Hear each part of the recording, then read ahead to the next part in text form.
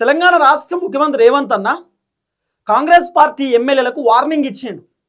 Congress party మంత్రులపైన Revanth అన్న serious అయిందట. మొన్న సిఎల్పి మీటింగ్ జరిగింది.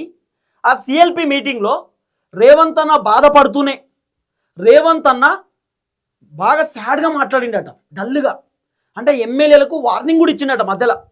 నన్ను తిడితే మీరు ఏం చేస్తుర్రు, మీరు ఎందుకు మాట్లాడతలేరు, నన్ను తిడతా ఉంటే సంతోషపడుతుర్రా, అంటే మిమ్మల్ని తిడతలేరు కదా అని చెప్పి మీరు ఆనందపడుతుర్రా, నేను ఒక ముఖ్యమంత్రిని, నన్ను వేరేటోళ్ళు తిడుతుంటే మీరు ఎందుకు మాట్లాడతలేరు, మీరు ఎందుకు రెస్పాన్స్ అవుతలేరు, అసలు సిఎల్పి మీటింగ్ అనగానే అందరు ఎమ్మెల్యేలు రావాలి కదా, 8 మంది ఎమ్మెల్యేలు ఎందుకు రాలేదు, 8 మంది ఎమ్మెల్యేలు అంత బిజీగా ఉన్నారా, సిఎల్పి మీటింగ్కు రానంత బిజీగా ఉన్నారా ఎమ్మెల్యేలు, ఎందుకు రాలేదు, రాకపోవడానికి గల కారణం ఏంది అని చెప్పి రానటువంటి ఎమ్మెల్యేలకు ఫోన్లు చేసి మరి రేవంత్ అన్న క్లాస్ బీకే కార్యక్రమం చేసినట, రేవంత్ అన్న వార్నింగ్ ఇచ్చే కార్యక్రమం చేసినట.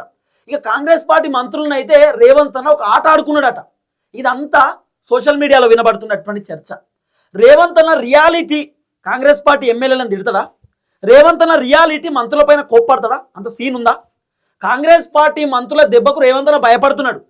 మంత్రులు నా ముఖ్యమంత్రి పదవిని ఖతం చేస్తారేమో, పుసుక్కున్న మంత్రులందరూ కలిసి నా ముఖ్యమంత్రి పదవిని దించేస్తారేమో, నా కుర్చీ ఖాళీ అయిపోతుందేమో అని చెప్పి రేవంత్ అన్నే భయపడుతున్నాడు. రేవంత్ అన్న మాత్రం కొన్ని మీడియా ఛానల్స్లో రాపిస్తున్నటువంటి వార్తలు రేవంత్ రెడ్డి ఎమ్మెల్యేలను తిట్టిండు, రేవంత్ రెడ్డి ఎమ్మెల్యేల పైన కోప్పడ్డాడు, రేవంత్ రెడ్డి మంత్రుల పైన సీరియస్ అయ్యిండు. ఈ వార్తలు రేవంత్ అనే రాపించుకుంటున్నాడు.